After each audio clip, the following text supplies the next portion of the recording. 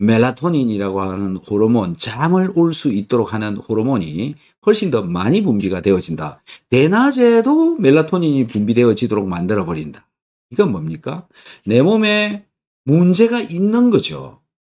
밤에 잠이 와야 되고, 또 비타민C를 먹어도 잠이 와야 되고, 안 먹어도 잠이 올 때는 잠이 와야 되는데, 밤중에 잠이 안 온다? 또는 밤중에도 잠이 너무 온다? 낮에도 잠이 온다? 이런 현상들이 일어나 버린다라는 거죠. 자, 이건 누가 하는 거냐면 비타민C가 하는 게 아니라 내 몸이 그런 호르몬을 생산하는 것을 조절을 내 몸이 내 스스로 해버린다라는 건데요. 그 조절이 꼬여 있거나 뒤엉켜 있어서 비타민C를 먹음으로 해서 몸이 활성화되어지고 현재 내 몸에 있는 문제점을 고치려다 보니까 이 멜라토닌을 만들어야 될 때 멜라토닌을 만들어야 되는데 세로토닌을 만든다든지 이게 이런 문제들이 일어나고 있다라고 보시면 되는데요. 그건 내 몸이 내 스스로 치유해가는 과정, 호전 반응, 자연 치유력을 높이는 그 과정에서 일어나고 있는 현상이고 시간이 좀 지나면 괜찮아진다. 여기서 주목해서 봐야 될 게 무엇이냐면 똑같이 생긴 이물질인데 어떤 사람은 잠이 오고 어떤 사람은 잠이 안 오는 불면이 오고 왜 이러냐 이거죠. 똑같은 걸 먹었는데. 그게 바로 이분의 몸과 이분의 몸이 서로 다르고 상황이 그런 상황이 되어져 있기 때문에 그렇지 않나. 그러므로 비타민C를 먹고 잠이 안 온다, 너무 졸음이 온다 할지라도 호전 반응의 일종이지 이게 부작용이 아니다. 그래서요. 심하시면 줄이거나 끊고 괜찮아지면 또 먹고 이걸 반복하다 보면 이제 정상적인 생체 시계를 찾아갈 수가 있게 되어진다. 자, 그런 현상이 나타난다고 비타민C를 끊어버리고 영원히 비타민C를 안 먹게 되면 안 먹는 나만 손해입니다. 남들은 많이 먹고 있기 때문에 그렇고 먹고 많은 도움을 받고 있고 내 몸속에는 비타민C가 항상 있어야 되고 비타민C가 부족하거나 떨어지게 되면 정말 뭐 폐혈병이 올 정도로 심각해질 수도 있다. 그래서 음식을 통해서도 공급을 하고 음식을 통해서 부족할 것이니까요.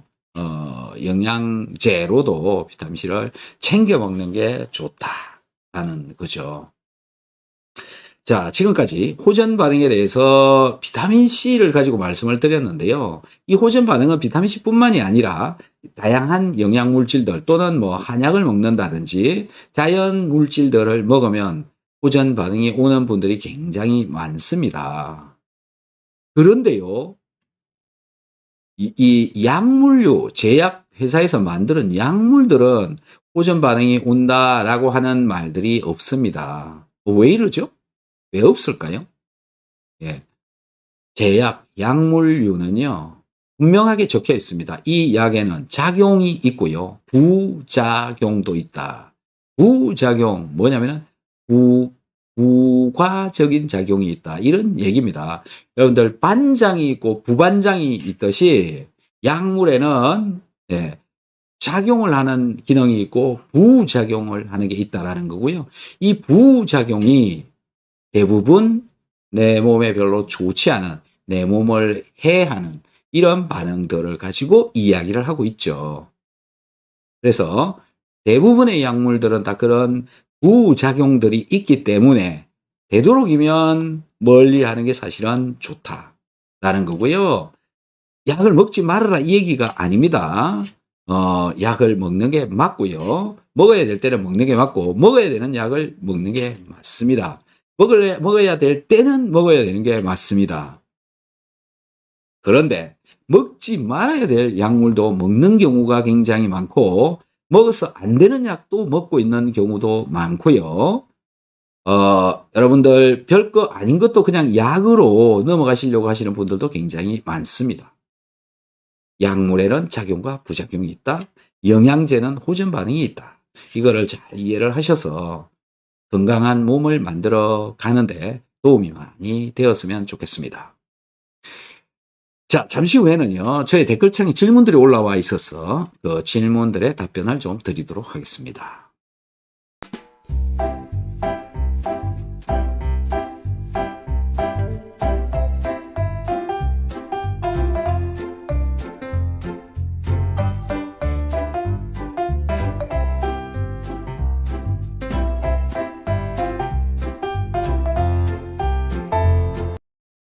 자, 이게 질문 올라와 있는, 겁니다. 자, 박사님 영상을 보고 영양제 언제 먹어야 하나를 참고해서 아침은 먹지 않고 있어. 점심 먹기 직전에 비타민C 세알 3g이네요. 키토산 세알 식후 40분 후 비타민 B200 마그네슘 복용. 저녁에는 식전에 비타민C 3g, 키토산 세알 식후에 아연과 오메가3 사이사이에 비타민C 추가로 1. 자기 전에 비타민C 1 추가해서 복용 중인데 약간 어지럼이 있네요. 호전 반응인지. 호전 반응 맞습니다. 네. 자, 키토산하고 상관없이 지금 비타민C 양이 이분한테는 많은 셈이지 않느냐라는 건데요. 자, 어지럽다. 왜 어지럽냐라는 건데요. 산소 부족 현상이 나타나고 있지 않느냐. 이게 첫 번째 의심을 해볼 만한 이유입니다. 왜 산소가 부족하느냐라는 건데요. 이분은 원래 내 몸속에 산소가 들어오는 양이 100개였습니다. 100개. 그런데 비타민C가 들어오게 되면 몸의 신진대사가 증가한다고 그랬잖아요. 그것 때문에 산소 소비량이 증가합니다. 산소는 100개밖에, 아무리 해도 100개밖에 안 들어오는데 사용하는 양이 100개보다 더 많아져 버리면 내 몸속에 있는 산소를 끌어다 쓰고 또 채워지는 속도가 늦고 하다 보면 뇌에 공급이 되어져야 될 산소마저 부족한 상황이 벌어진다. 이걸 뇌세포가 아는 겁니다. 그래서 어지럽게 만들다가 그래도 계속 부족하면 기절을 시켜버립니다. 뭐라고요? 기절을 시켜버린다고요. 물론 뭐 비타민C 먹고 기절을 하는 그런 경우는 뭐 거의 저는 뭐 들어본 적도 없고 본 적도 없습니다. 하지만 저는 사람을 산소가 부족하게 만들어가지고 기절을 4명이나 시켜본 적이 있습니다. 여러분들도 그런 경우를 본 적이 있는지 모르겠는데요. 심하게 몸을 움직이거나 심하게 심장의 맥박이 올라가게 되면 너무 힘들어가지고 쓰러져 버리는 경우가 있죠. 왜 쓰러지느냐라는 건데요. 뇌세포에 산소가 부족해지면 내 몸을 뇌세포가 못 움직이게 만들어 버린다. 그래서 스톱을 시켜놔야 산소를 쓰지 못하도록 만들어놔야 나를 살릴 수 있기 때문에 일어나는 자연스러운 반응이 바로 기절이다.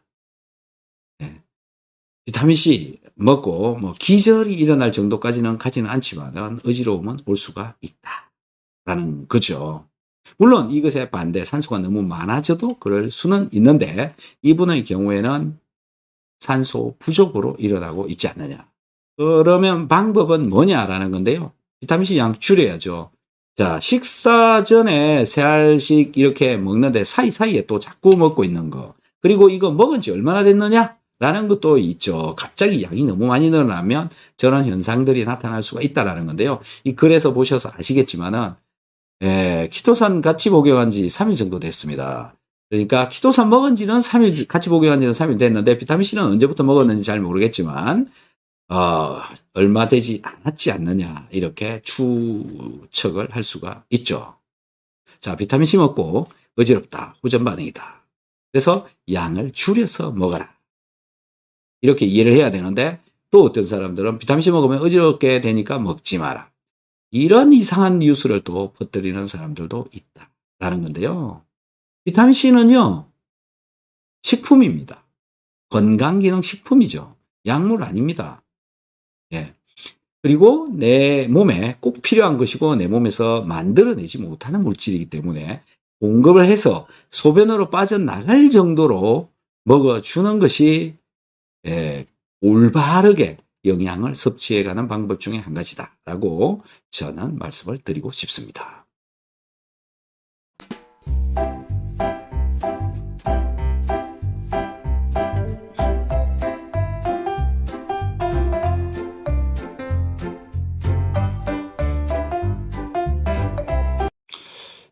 자, 다음 분은요, 갑상선 기능과 관련해서 이렇게 글을 적어 주셨는데요. 갑상선 기능 저하증 약을 먹고 있습니다. 소금물로 먹어도 될까요? 이렇게 물어 주시는데요. 자, 봅시다. 여러분들, 국물 같은 거 이렇게 드시면 국물 속에 소금이 들어있죠. 또 반찬을 먹어도 소금이 들어있고요. 그 다음에, 링거라고 해서 소금물을 혈관 속에다 이렇게 넣어주기도 합니다. 그렇게 링크를 맞고 있는 동안도 갑상선 기능 저하증 약을 먹기도 합니다. 국물이 들어가고 있고 음식을 먹었으면 뱃속에 국물이 들어있고 그 국물에는 소금이 들어있죠. 그 상태에서 또 식사 후에 갑상선 기능 저하증 약을 물을 가지고 또 먹기도 합니다. 뭐죠? 네. 뱃속에 들어가면 먹었던 약은요, 여러 상황에 처하게 된다. 소금이 없는 상황을 만나는 게 아니라 소금은 위장 속에 있다. 그래서 결국은 소금을 만나는 겁니다. 그래서 지금 저기서는 저분이 궁금해하는, 당연히 소금하고 갑상선 기능 저하증 약하고는 위장이나 장 속으로 내려가서 소금하고 만나도록 되어져 있는데 먹는 것만은 유독 안 된다. 이런 이야기들을 들었겠죠. 그러다 보니까 그렇게 소금 물로 먹어도 될까요? 라고 하는 질문이 올라오는 거죠. 왜요? 여러분들은 지금까지 약물은 물하고 먹어야 된다라고 세뇌가 되어져 왔기 때문에 그렇다라는 겁니다. 자, 소금 물로 먹은들 뱃속에 들어가면 결국 소금과 약물이 만나는 거다. 이렇게 해야 되는 거기 때문에 사실은 무방하다. 그럼 왜 그럴까라는 겁니다. 왜 그럴까? 왜 물로만 먹으라고 그럴까라는 건데요. 네. 여러분들 중에 이 약을 먹을 때 술이랑 마시는 분, 각종 주스랑 마시는 분, 꿀물로 마시는 분, 또 저렇게 소금물로 마실 수 있는 분, 다양한 사람들이 나타날 수 있죠. 정해놓지 않으면, 물로 드세요라고만 알려놓지 않으면 온갖 잡것하고 다 같이 먹어버린다라는 겁니다. 그리고 기준이 없습니다. 그렇기 때문에 그냥 정해놓은 말이 뭐냐면 물로 마셔라. 그리고 물로 마시는 게 가장 안전하기 때문에 그렇고요. 주스류나 이런 것들하고 또 어떤 특정 약하고 먹으면 반응이 일어나가지고 오히려 몸에 독으로 작용할 수도 있는 경우가 있기 때문에 물로 마셔라 이 소리를 여러분들은 수도 없이 많이 들어왔고 또 당연히 물로만 먹어야 되는 걸로 알고 있기 때문에 그렇다라는 건데요. 소금물의 경우에는 크게 문제 없다. 갑상선 기능 저하증 약 저거에 한해서만 말씀을 드리는 거고요. 통상적으로 저도 이렇게 말씀을 드릴 수밖에 없습니다. 약물이든 영양제든 물로 마셔라. 왜? 박스에 물과 함께 먹어라. 이렇게 되어져 있고요. 통상적으로 그렇게 얘기를 해놔야 그 다음 좀 예외를 만들 수 있는데 그냥 네 맘대로 드세요 이렇게 해놓으면 온갖 거하고 같이 먹어버리기 때문에 그렇다라는 거죠. 자, 저는 이 공론화되어져 있는 유튜브 상에서 답변을 드릴 수 있는 거는 뭐냐면 공식적인 이야기는 물로 드세요입니다. 이분도 역시 물로 드세요 이렇게밖에 말을 할 수가 없습니다. 하지만 실체는 뭐냐면은 뱃속에 들어오게 되면 소금하고도 만나는데 먹을 때 소금 물로 먹거나 그냥 물로 먹거나 그놈이 사실 그놈이다. 하지만 분명히 말씀드립니다. 물하고 드시기 바랍니다.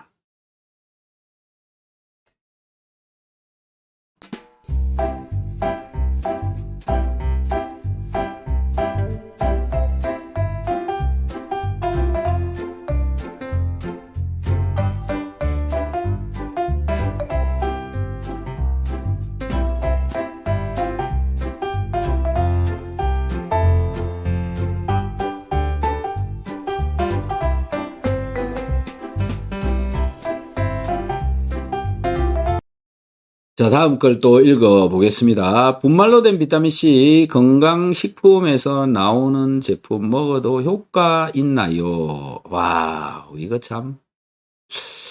자, 비타민C. 비타민C는 뭐냐라는 건데요. 에스코르빅 애시드라고 하는 그런 분자입니다. 생긴 모양이 에스코르빅 애시드다. 그러면 비타민C는요, 종류가, 제품의 유형 형태로 이렇게 보면 약물로 나오는 비타민C도 있고요. 건강기능식품으로 나오는 것도 있고요. 태블릿으로 나오는 것도 있고 분말로 나오는 것도 있고 그렇죠. 근데요. 다 똑같습니다. 비타민C, 에스코르빅 애시드는요. 다 똑같습니다. 예. 그리고 여러분들이 일반적으로 만나고 있는 비타민C 그거 다 똑같은 놈이다. 중국에서 만들어나 영국에서 만들어나 다 똑같은 놈입니다. 차이 나는 거 없습니다. 예. 그게 차이가 난다면 식약처에서 허가가 나지가 않습니다. 예. 먹어도 되는 걸 가지고 허가를 내주고 있는 것이고요. 다만 이제 약물로 그 효과를 나타낼 때 표기하는 내용이 건강기능식품으로 그 식품의 기능을 인정을 해주는 표기해주는 그 내용 이 두 가지가 서로 달라요. 똑같은 물질인데 약에서는 이런 효과를 볼 수 있다라고 쓰고 건강기능식품에서는 이런 기능이 있다 이렇게 씁니다. 왜 그런지는 잘 모르겠지만 법에서 그렇게 정하고 있기 때문에 그렇습니다. 정말 웃기죠. 네. 정말 사실 웃기는 건데요. 이쪽 건강기능식품을 먹어도 이쪽 약물의 효과를 본다. 이 약물을 먹어도 약물에서 팔고 있는 비타민C를 먹어도 건강기능식품에서 나타내는 효과를 본다. 다 볼 수가 있는 거죠. 차이가 없습니다. 그 다음에 여기서 물었던 분말로 된 비타민C 건강기능식품 효과 있나요? 네. 자, 저기에 말의 어폐가 잘못되어져 있는 게 뭐냐면요. 건강기능식품은 먹어도 그 기능을 하나요? 이렇게 묻는 게 맞고요. 약은 효과가 있나요? 이렇게 쓰는 게 맞습니다. 사용하는 단어가 다르죠. 똑같은 거 가지고 이러고 있는 겁니다. 다 똑같습니다. 비타민C는 비싸나 싸나 중국산이나 분말이나 알이나 다 똑같다. 그러면 뭐가 다르냐라는 건데요. 비타민C는요. 일단은 값이 싸야 된다. 휴대하기 편해야 된다. 먹기 편해야 된다. 이 딱 세 가지만 잡고 보시면 됩니다. 뭐라고요? 다시 한번 말씀드릴게요. 값이 싸야 된다.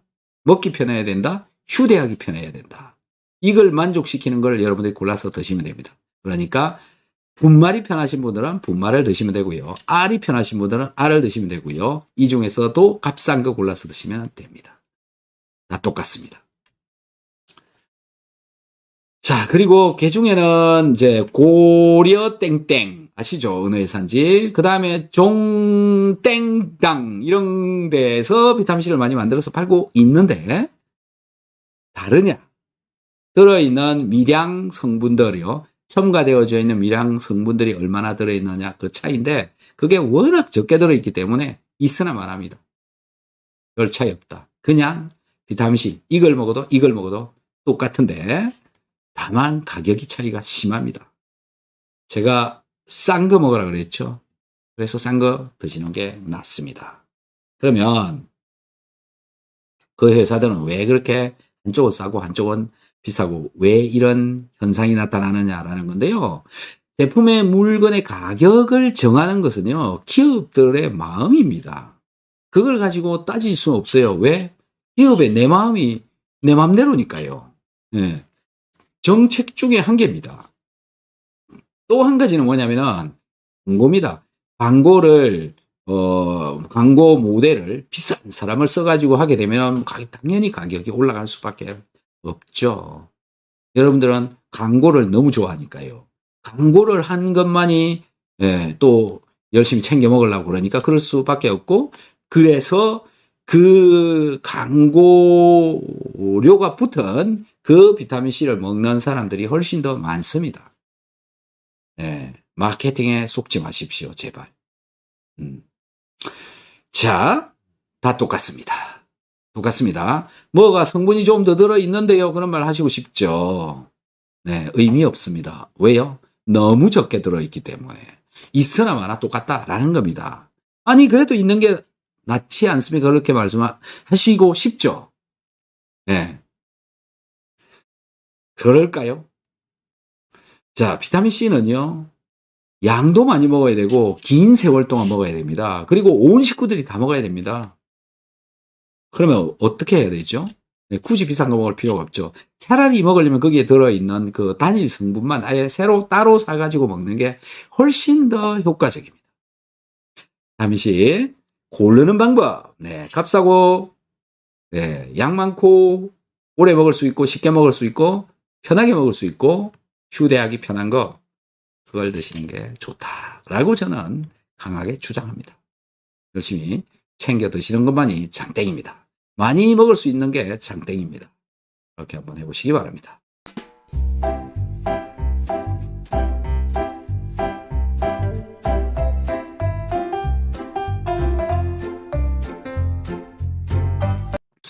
자, 또 이런 질문을 해주셨어요.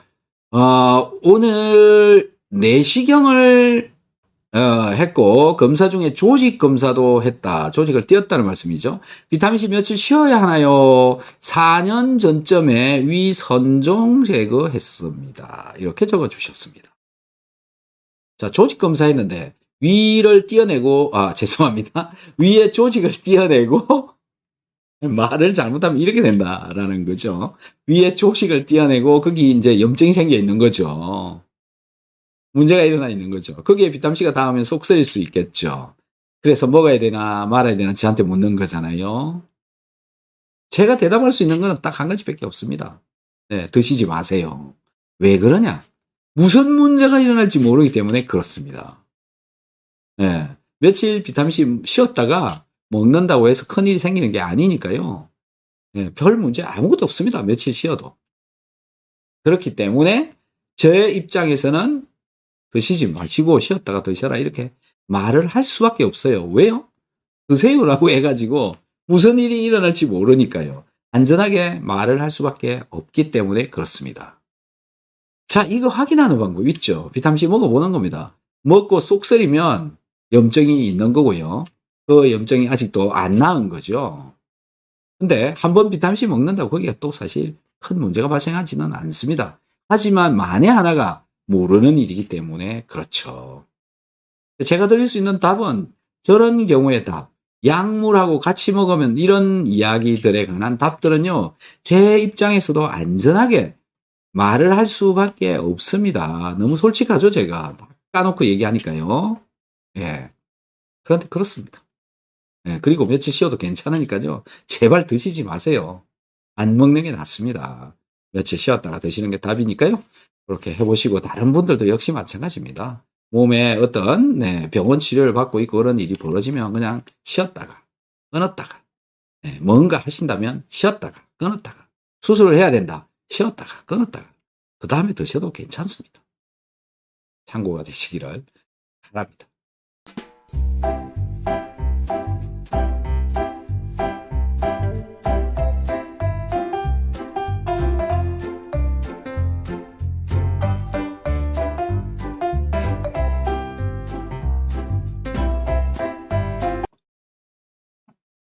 자, 또 다음 분 보도록 하겠습니다. 선생님, 유익한 정보 감사드립니다. 질문이요. 비타민C를 한 끼에 몇 그램까지 복용할 수 있나요? 아니면 1g씩 두세 시간마다 섭취하는 방법은 괜찮은지요? 더 효과적인 섭취 방법은 어떤 것이냐? 자, 비타민C 섭취 방법에 대해서 제가 누누이 말씀을 드리고 있는데 정말 비타민C에 관한 영상은 전 세계에서 제가 제일 많이 올려놨다. 네. 비타민C 먹으라 소리를 워낙 많이 하니까. 비타민C가 그만큼 좋으니까 라는 건데요. 자, 질문 뭐냐? 더 효과적으로 섭취하는 방법. 이거는 비타민C를 왜 먹어야 되느냐부터 결정을 해보시면 됩니다. 나는 비타민C를 왜 먹는가라는 건데요. 저는 비타민C를 먹는 목적 중에 주된 목적이 뭐냐면 비타민C 소화를 잘 되게 해준다라는 겁니다. 소화가 잘 되게 하려면 위산이 있어야 되고 그 위산을 만드는 원료로 비타민C가 이용이 되어지기 때문에 그렇다. 그러면 식사를 할 때 식사하기 바로 전이나 식사하는 중간이나 식사 후에 바로 비타민C를 섭취를 해주는 게 좋다. 한 개 먹는 것보다는 두 개보다는 세 개가 훨씬 낫다. 음식 먹는 양에 따라서 이 양은 조절을 할 수가 있다라는 거죠. 그래서 식사 때마다 비타민C는 꼬박꼬박 챙겨 먹는 게 맞고, 그 다음에 지금 저분께서는 1g씩 두세 시간마다 계속 따라서 먹는 게 더 좋냐 이랬는데요. 식사 때 두세 개를 드시고 1시간 또는 2시간마다 또 한 개씩 계속 먹는 게 훨씬 더 효과적인 겁니다. 왜 그러냐면 비타민C는 몸속에 들어갔다가 자꾸 사라지고 소변으로 또 빠져나가기 때문에 2~3시간마다 계속 또는 1시간마다 계속 먹어주는 게 훨씬 더 좋다. 좀 귀찮으시겠지만은. 그래서 올바른 좀 더 괜찮은 방법은 뭐냐면 식사 때 좀 많이 먹고 시간마다 계속 챙겨 먹고 요게 가장 좋은 방법이다. 이렇게 생각하시면 되고요. 그게 귀찮으면 식사 때마다는 꼭 챙겨 먹는 게 좋다. 이렇게 되는 거죠. 또 종종 자기 전에 먹으면 되지 않냐, 먹으면 안 됩니까? 이렇게 묻는 분들이 있는데, 솔직히 말씀을 드리면 저도 자기 전에 가끔 한 개씩 먹기도 합니다. 어떤 때는 2개 먹을 때도 있고요. 먹습니다. 예. 근데 이걸 또, 좀 걱정을 할 수 있는 일이 있죠. 왜 그러냐면은 비타민C가 들어가서 빨리 녹지 않고 위장벽에 이렇게 녹지 않고 위장에 그냥 가만히 있다. 이렇게 되면은 예, 위장벽을 좀 해칠 수도 있죠. 물론 잘 해치지는 않는데 그럴 수도 있다. 그래서 자기 전에는 바로 드시지는 말고 자기 전 1시간 전에 정도 먹어라. 이렇게 얘기를 하고는 있는데요. 위장이 튼튼하면 아무 때나 먹어도 사실은 큰 문제는 없습니다. 하지만 제가 공식적으로 말씀을 드리는 거는 식사 후에 2알 정도 먹어라. 요거 정도죠. 나머지는 알아서들 응용을 하는 거지 제가 이래라 저래라 결정해 드리기 어렵다. 왜요? 사람마다 몸의 상태가 다르고 위장의 상태가 다르고 또 비타민C가 위장벽에 자극을 줄 수도 있고 그렇죠. 그 다음에 사람마다 비타민C를 먹을 수 있는 양이 다 다릅니다. 그래서 지금 저분께서 몇 그램까지 복용할 수 있는지요? 이렇게 묻는 분들이 너무 많은데요. 예, 사람마다 먹을 수 있는 양은 다 다릅니다. 그러니까 뭐 10개 먹을 수 있는 사람, 5개 먹을 수 있는 사람, 50개 먹을 수 있는 사람 다 다르다. 그건 알아서 드셔야 되는데요. 비타민C 박스에 1개 먹으라고 적혀 있습니다. 하루에. 예, 그러면 저는 어떻게 말씀드릴 수 있냐? 박스에 적혀 있는 대로 하루에 1개 드세요. 이렇게 공식상으로 공식적으로 말씀드릴 수 있는 이야기는요, 이거밖에 할 수가 없어요. 박스에 더 적혀 있는 대로 먹는 게 맞는 거죠. 뭐라고요? 예, 모든 영양제는 박스에 적힌 대로 먹으라가 답입니다. 그런데 응용은 여러분들이 알아서 하시는 게 맞는 거죠. 이게 너무 벗어나서 이야기를 하고 또 너무 많은 양을 먹고 무슨 일이 생기면 곤란하다. 그런 것 때문에 그렇습니다. 자, 뭐 영상들 많이 찾아보시면 있는데요. 뭐 몇 개를 먹는 게 좋냐라는 것들도 많이 있고요. 그 이유가 왜 그런지 설명이 많이 되어져 있으니까요. 열심히 찾아보시고 스스로 경험해 보시고 또 시험을 해 보시고 이렇게 하면 되는 거죠. 영양제는요, 시험해 보셔도 괜찮습니다. 약물은 뭐 좀 그렇지만 영양제는 그냥 음식의 개념으로 보시면 되기 때문에 그렇습니다. 잘 챙겨 먹어야 내 몸이 훨씬 더 건강하고요. 음식도 골고루 잘 먹어야 되는 게 당연한 것처럼 영양제도 골고루 잘 먹어야 되는 거죠. 왜요? 무엇이 얼마나 부족한지 아무도 모르기 때문에 그렇습니다. 몸이 건강해지기 위해서는 다양한 영양제를 골고루 잘 챙겨 먹는, 다양한 음식을 골고루 잘 먹어야 되는 것처럼 영양제도 역시 마찬가지다. 여러분들 생각은 어떠신지요? 네, 열심히 챙겨 드셔서 건강해지시기를 바랍니다.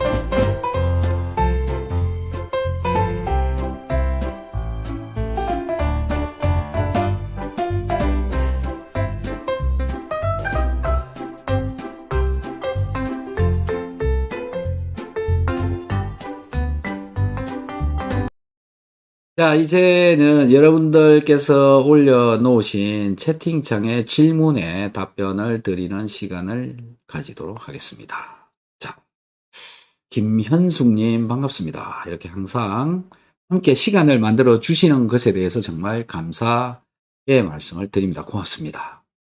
KK님, 선생님 오메가3 제품들 중에서 장에서 터지는 장용성 캡슐 제품과 위장에서 터지는 일반 캡슐 제품이 있는데 어떤 제품이 우리 몸에 유리할까요? 네, 항상 말씀드리지만은요, 마케팅입니다. 네, 장용성이라고 해서 특별히 다른 거 없고, 네, 위장에서 어떻게 된다고 특별히 다른 거 없습니다. 자, 이 오메가3 제품들은요, RTG 타입을 드시는 게 굉장히 더 흡수도 더 잘 되고, 정제도 잘 되어져 있고, 비린 맛도 거의 없습니다. RTG 타입. 그리고 오메가3 중에 그 용량을 좀 보시면 DHA, EPA 함량이 어느 정도 들어있느냐라고 표기가 되어져 있는데요. 그게 많이 들어있는 제품을 드시는 게 좋습니다. 많이 들어있는 거. 그리고 비교적 값이 싼 그런 오메가3를 골라서 드시는 게 더 좋죠. 그리고요. 외국에서 수입해 들어오는 오메가3가 있습니다. 한글로 적혀 있지만은 외국산, 특히 캐나다산 오메가3 함량이 굉장히 많이 적혀 있는 그런 경우가 있는데 그거 믿으시면 안 됩니다. 그거는요. 분석을 했을 때 최대 수치가 나온 걸 그냥 거기다 표기를 한 것 뿐이고 그거는 우리나라에서 생산을 한 게 아니고 외국에서 만들어 갖고 들어오는 경우에 표기 사항에 있어서 아직 그렇게 표현을 해도 되도록 되어져 있기 때문에 그렇게 표현해도 무방하기 때문에 그렇게 적혀 있는 겁니다. 캐나다산 중에서 양이 많이 적혀 있는 것이 있는데 그거는 정당하지 않은 것이다. 그거보다 적게 실제적으로 들어있다. 이렇게 이해하시는 게 맞고요. 국내에서 생산이 되어진 제품들은 정확하게 들어있는 양 그대로 또는 그거 이하로 표현을 합니다. 예를 들어서 70%가 DHA, EPA가 들어있음에도 불구하고 이 실제 분석치는요. 그런데 이 표기 사항의 기준을 넘어가는 수준으로만 적고 있기 때문에 그렇습니다. 예, 보통 60% 이상 이 정도를 실제적인 표기 사항으로 되어져 있죠. 좀 더 다르게 다른 제품을 들어서 말씀을 드리면 키토산의 경우에 글루코사민 함량이 80% 이상이면 건강기능식품 제품으로 인정을 해줍니다.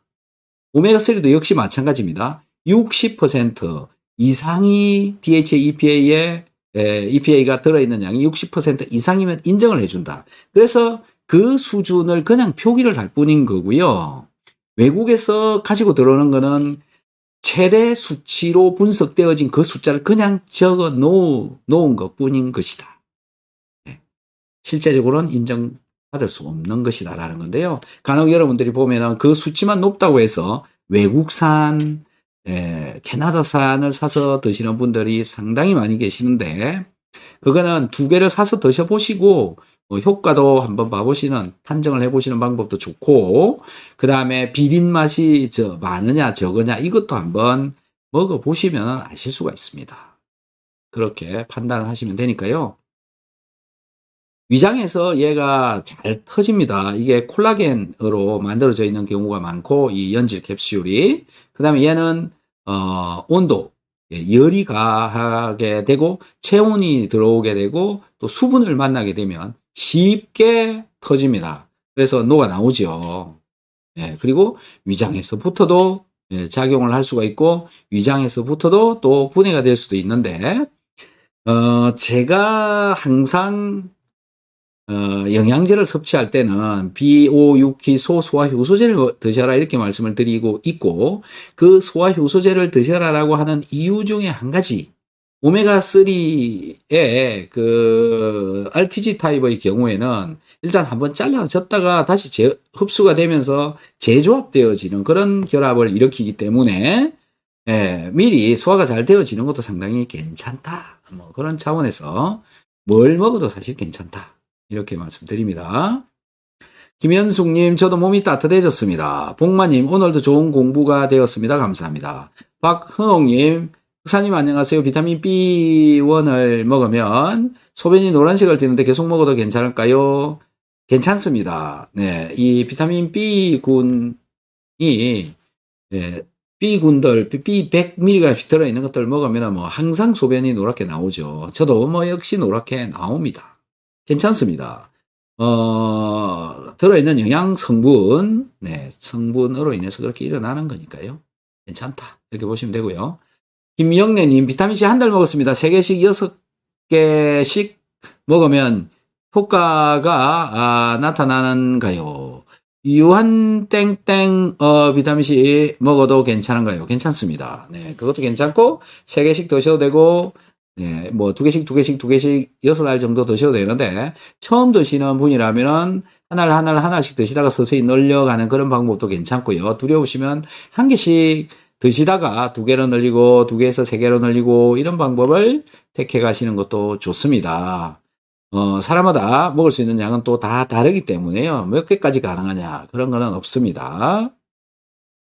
박근홍님, 비타민C 먹고 소화도 잘 되고, 속도 편했는데, 공단검진으로 검사를 할 수 있어서 검사를 했는데 전에 안 좋은 흔적이 있어서 조직 검사를 했는지 모르겠습니다. 영양제, 비타민 등등 일주일 후에 먹어라 처방을 했는데 네, 일주일 후에 먹으라고 얘기했으면 그렇게 하시는 게 맞습니다. 그걸 굳이 네, 일주일 뒤에 영양제를 먹어도 큰 차이는 없기 때문에 네, 일주일 동안 안 먹어도 큰 차이는 없기 때문에 네, 그렇게 하라는 대로 하시는 게 더 좋습니다. 연수님, 네, 당뇨 때문에 신장 이식하고 면역 억제 약을 먹는데 약물 농도가 낮아 억제 약을 높여가고 있는데 비타민 C와 상관관계가 있는지 알고 싶습니다. 하루 6,000mg 먹고 있습니다. 컨디션은 매우 좋아요. 면역 억제제를 먹고 있고 비타민C하고 관련 연관성 충분히 있습니다. 왜 그럴까요? 라고 생각을 해보면 되는데요. 우리 몸속에 들어오는 물질들 중에서요. 내 몸에서 만들어내지 않는 물질, 또 외부에서 들어오는 이상한 물질들, 이런 것들, 비타민C 물론 제외고요. 이런 물질들은 내 몸 속에 있는 면역세포들하고 이물 반응을 많이 합니다. 무슨 얘기냐? 내 몸속에서 만들어내지 않는 물질들, 특히 합성해서 만드는 물질들은 내 몸속에 들어오게 되면 내 몸속의 면역세포가 그 물질들을 분해를 한다는 거죠.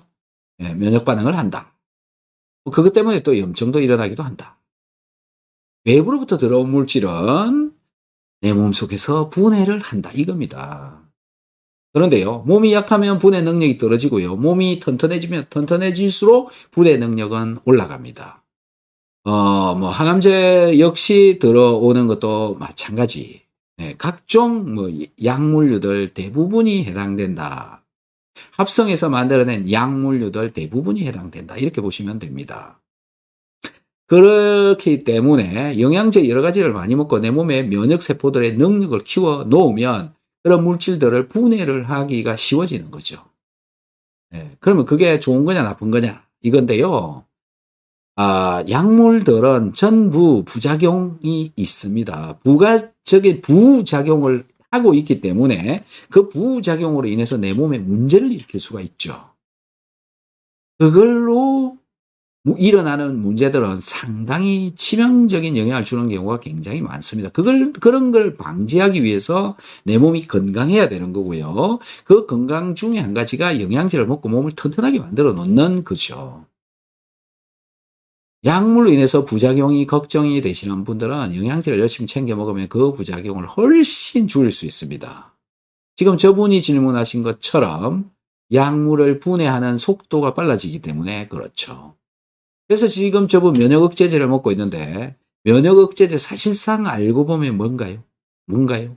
면역력을 죽이는 거죠. 나는 원래 면역 밸런스가 맞아야 되고 내 몸은 면역을 가지고 살아가고 있는데 그 면역을 못 일어나게 누르는 겁니다. 대부분의 약물들, 소염제, 진통제 다 그런 기능들을 하고 있는 거죠. 나의 세포는 하루에 백이라고 하는 그런 일을 할 수 있게끔 만들어져 있고 그 일을 원래 하고 있고 잘하고 있는데 면역 억제제를 먹고 50밖에 못하도록 만들어 놔버리는 겁니다. 세포의 기능 전부 다를 50밖에 못하도록 눌러놔 버린 거다라는 거죠. 그게 대표적인 게 스테로이드입니다. 스테로이드도 몸을 일을 못하게 만드는 거고 지금 면역 억제제도 몸을 일을 못하게 만드는 거고 각종 여러분들이 먹고 있는 소염제, 진통제, 항생제 이런 거 다 일을 몸을 못하게 만들어 놓는 건데 반대로 그것과 싸우는 것이 무엇이냐면 영양제, 그 다음에 운동을 해서 몸을 튼튼하게 만드는 거 이런 겁니다. 바로 영양제와 약물은 상충되고 있는 거다라는 거죠. 이런 거면 이제 무슨 얘기가 되는 거죠? 운동도 하지 말고 음식도 제대로 먹지 말고 몸을 나쁘게 만들어라 이 얘기죠. 그래서 약물들은 내 몸을 사실상 나쁘게 만들어 갑니다. 그걸 잘 구분하셔야 됩니다. 그래서 약을 지속적으로 계속 평생 먹어야 되는 약은 약이 아니다. 이런 거죠. 물론 뭐 저분처럼 신장 이식해서 면역을 죽여놔야 되는 것은 저게 최선의 방법이기 때문에 그렇고 내 몸에서 면역 반응을 해서 이물 반응을 세게 일으켜버리면 저 신장에 문제가 올 수 있기 때문에 어쩔 수 없이 저거는 최선의 방법이 되기 때문에 저 약을 먹는 거죠. 그런데 약을 먹고 몸의 기능을 더 너무 나쁘게 해가지는 않는지 그것도 관찰을 해야 되고요. 적절한 수준의 영양 성분이 내 몸속에 들어와야 되고 적절한 수준의 운동도 있어야 되고 또 음식도 잘 챙겨 먹어야 되는 이것도 필요한 거죠. 그래서 두 개가 병립해야 된다. 영양제 다 끊어버리고 그것만 해도 몸에 좋은 이로움만 주고 있는 것은 아니다라고 저는 생각이 됩니다. 그래서 결국 지금 약물의 양이 억제약을 높여가고 있다. 그게 결국은 몸 상태가 나쁜 상태에서 테스트가 되어진 약물의 수준이 그거고 몸이 점점 좋아지면 면역 억제제 양도 늘어날 수밖에 없는 거고 차라리 이게 낫다라는 거죠. 비타민C 양이 없고 면역 억제제 양이 감소되어진 이 약을 먹는 것보다는 저는 이렇게 올라가는 게 맞다. 참고가 되셨으면 하고요. 이게 꼭 정답만은 아닙니다. 올바른 이야기가 아닐 수도 있으니까요. 본인의 몸 본인이 알아서 잘 하셔야 되고요. 내 몸이 아니라서 전 잘 모릅니다. 잘 판단을 하셔서 해보시면 될 것 같습니다. 이충엽님, B56기소 해서 아주 건강 58인데 병원서 30대 레유 소금 농도 1.9 나옵니다. 오줌 괜찮은가요? 이렇게 적어주셨는데요. 뭐 좀 높으신 편이죠. 한 1 정도 나오면 더 좋습니다.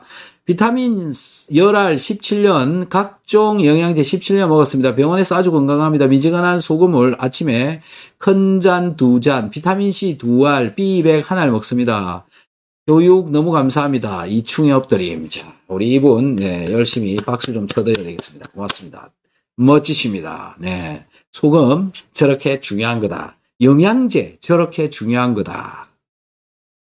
영양제를 섭취하시는 분과 섭취하시지 않는 분들의 몸의 차이는요 심각하게 큽니다. 엄청난 큰 차이를 나타낸다라는 겁니다. 저를 보시면 압니다. 제 얼굴을 보시면 아는데요. 제가 3년 전 제가 방송한 영상들이 있으니까 그거 보세요. 그 이후로 저는 영양제를 훨씬 더 많이 먹었고요. 이렇게 좀 더 피부가 좋아졌다.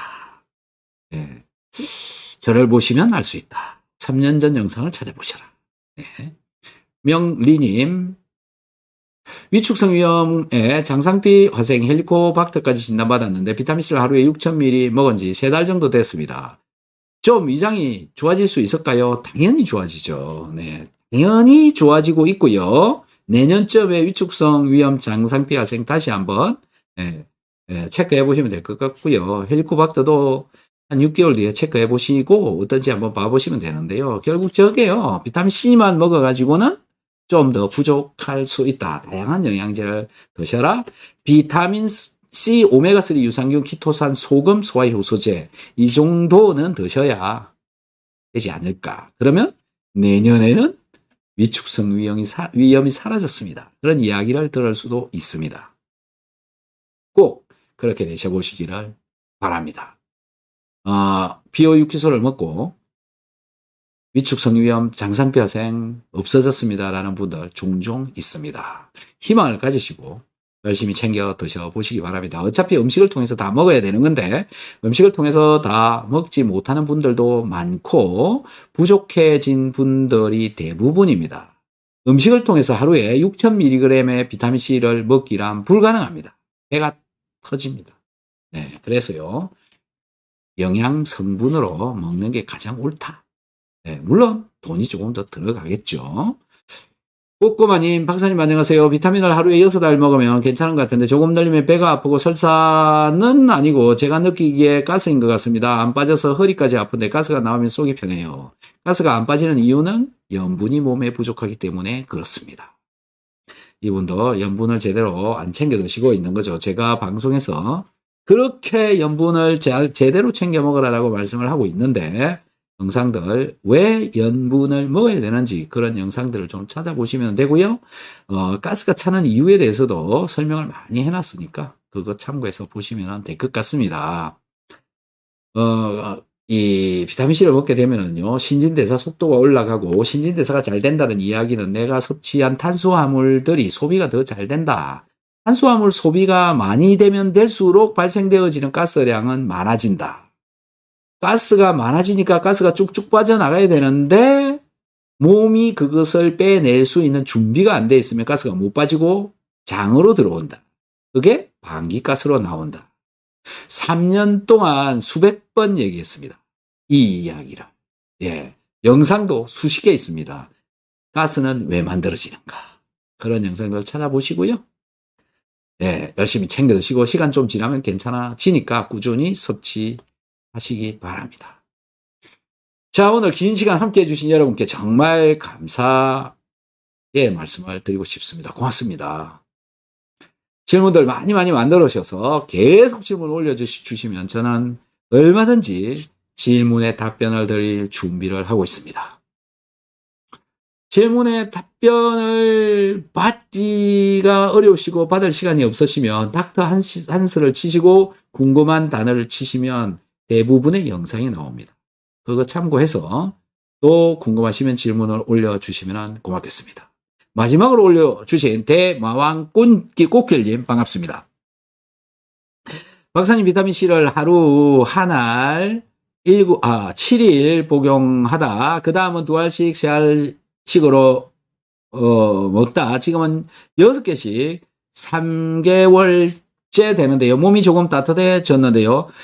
발가락 손가락 끝이 겨울에 바깥에만 나가면 시려요. 나을 방법이 없는가요? 현재 복용은요.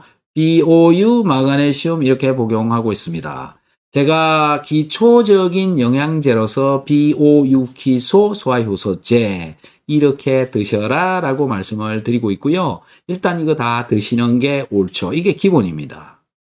그 다음에 이제 이분이 손발가락이 시리다, 차갑다 이런 말씀을 하시니까 몸속에 필요한 호르몬을 만들어내는 이런 영양소 성분 중에 셀레늄, 아연, 요오드 이 세 가지를 드셔보시고요. 비타민 B100도 드시기 바랍니다. 그 다음에 글루타치온, 그 다음에 MSM 이 정도 드시면 따뜻해집니다. 네. 그렇게 한번 해보시고 또 결과를 좀 말씀해 주시면 좋을 것 같습니다. 분명히 그렇게 드시면요. 후끈해집니다. 임경우님 안녕하세요. 손자가 27개월입니다. 키토산을 먹이고 싶은데 아기가 너무 변보기가 힘들어합니다. 혹시 방법이 있는지 궁금합니다. 자, 이게 질문이 되게 막 헷갈려 있어요. 예. 키토산 먹고 변보기가 힘든다 이런 얘기를 하고 있는 건지 아기가 손자가 27개월인데 변보기가 힘듭니다. 키토산 먹어도 됩니까?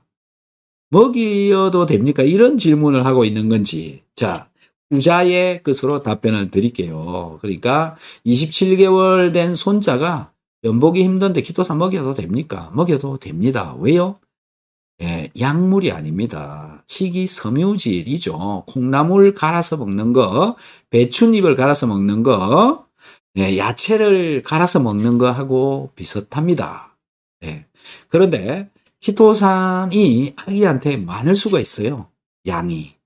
그래서 먹이는 양을 전체의 약 10분의 1 정도만 꺼내서 먹이는데, 비타민 C도 한 알 중에서 10분의 1만 같이 먹여주면 좋고요. 유산균도 같이 먹이세요. 변비라고 하면 기본적인 건 뭐냐면은 수분 부족입니다. 몸에 물이 지금 적게 들어가고 있는 겁니다. 물을 좀 많이 먹이고요. 그 다음에 거기에 따라서 염분도 같이 좀 들어가야 되겠죠. 그런 것들이 제대로 들어가지 않으면 저런 변비 같은 현상이 나타나는 거죠. 첫 번째, 물이 몸에 부족해서 일어나는 거다. 그 다음에 식이섬유질인 키토산과 유산균 같은 것들도 같이 좀 먹어주면 더 좋다. 물론 비타민C도 조금이라고 하면 10분의 1. 그 정도 먹였는데 별 차이가 없다 그러면 10분의 2, 10분의 3 이런 식으로 조금씩 늘려가 보시면 될 것 같고요. 유산균 꼭 챙겨 먹이도록 해보시면 좋을 것 같습니다. 정윤정님, 전 당뇨로 비유키 먹기 시작했습니다. 비타민이 신장 결석에 안 좋다는 말이 있는데 어떤가요? 전 결석 7번 뺐어요. 아직 신장에 3개 남아 있습니다. 야, 이거 참 난감하네요. 답변 드리기 상당히 어렵습니다. 저런 분의 경우에 또 뭔가를 잘 못하게 되면 또 결석이 생길 수도 있는데, 그게 비타민C를 먹다가 그런 일이 벌어져 버릴 수도 있다는 거고요. 신장 결석의 주 원인들 대부분 수분 부족입니다. 수분 부족. 몸에 물이 부족해지면 농축이 되어지는 것 때문에 돌이 자꾸 만들어질 수가 있다라는 거니까요. 혹시 수분이 부족하신 분이신지는 아는지, 물을 잘 안 마시려고 그러고 국물도 잘 안 먹으려고 그러고 그런 분은 아니신지, 그런 몸을 자꾸 가지고 있다 보면 나중에 쓸개를 띄어내는 일이 벌어집니다. 쓸개에 돌이 생겨서 그런 일이 벌어지죠. 수분이 부족해서 생긴다. 쫄아들어서 그렇다. 몸에 수분이 쫄아든다. 염전에 가면 소금이 물을 가지고 소금을 만들어내듯이 몸속에서도 그런 현상이 일어난다. 그렇기 때문에 생길 가능성이 많으니까 수분 열심히 챙겨 먹으면서 비타민C를 조금씩 드시면서 관찰을 잘 하셔야죠. 늘려가시면서 잘 보면서 하셔야 된다라는 건데요. 수분이 부족한지 안 부족한지 잘 모르시죠. 혹시 저혈압이고 저체온이고 몸이 너무 날씬해 있으면, 또는 피부가 건조하고 입이 마르고 그러면은 수분이 부족한 분이고요. 변비를 가지고 있으면 100% 수분 부족입니다. 어떤 상황인지 잘 제가 모르기 때문에 이래라 저래라 말하기 어려운 거죠. 그래도 더 궁금하시면 상담 전화를 하셔서 한번 물어보시고 또는 상담을 한번 해보시는 게 좋을 것 같아요. 그렇게 한번 해보시면 될 것 같습니다. 자, 질문 이제 답변 다 드렸네요. 자, 이제는 그만 받도록 하겠습니다. 자, 못하신 질문들은 내일 저녁에 또 오셔서 질문을 하시면 좋을 것 같습니다. 자, 오늘도 편안한 저녁 되시기 바랍니다. 너무너무 감사합니다. 안녕히 주무십시오. You are still in my mind. The truth